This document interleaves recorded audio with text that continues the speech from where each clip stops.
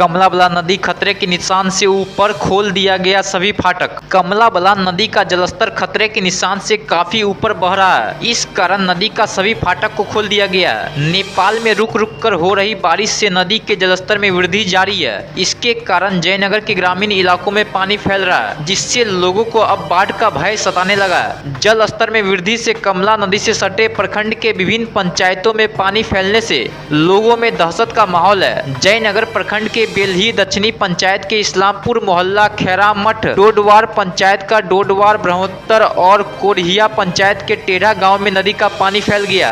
वहीं कमला नदी के जलस्तर में लगातार वृद्धि होने से मधुबनी समेत नेपाल के तराई इलाकों में भारी बारिश होने के कारण एक बार फिर इलाकों के लोगों को संभावित बाढ़ की चिंता सताने लगी है।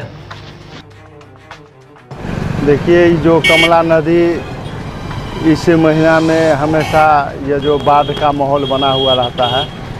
प्रशासन को चाहिए कि जो बिफोर तैयारी, मतलब वर्षा और बाढ़ से पूर्व जो तैयारी करनी चाहिए, लेकिन इस मामले में प्रशासन बिल्कुल फेल्योर है। जैसे ले लीजिए, कमला नदी के बगल में बेलही पश्चिमी, बेलही दक्षिणी पंचायत के खैरा मठ, नगर पंचायत के कई वार्ड, जयनगर बस्ती, डोडवार, कोरहिया के कई गांव जयनगर प्रखंड के अंतर्गत इस इलाके में बहुत सारे गांव है जो बिल्कुल कमला नदी के जल स्तर में वृद्धि होने के कारण जो नुकसान किसानों को फसल और घर जो है बर्बाद हो जाता है।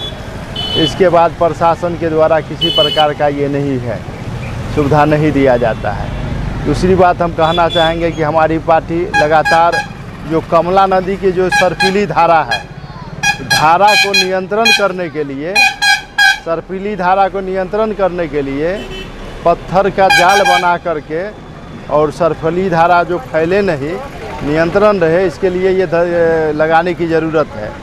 ये हम लोग वर्षों से मांग करते आए हैं विभाग से। ये अगर सर्पीली धारा पर नियंत्रण अगर किया जाता है तो बहुत सारे गांव बचेंगे, घर बचेगा, खेती बचेगा और लोग का जो नुकसान होने वाला है इससे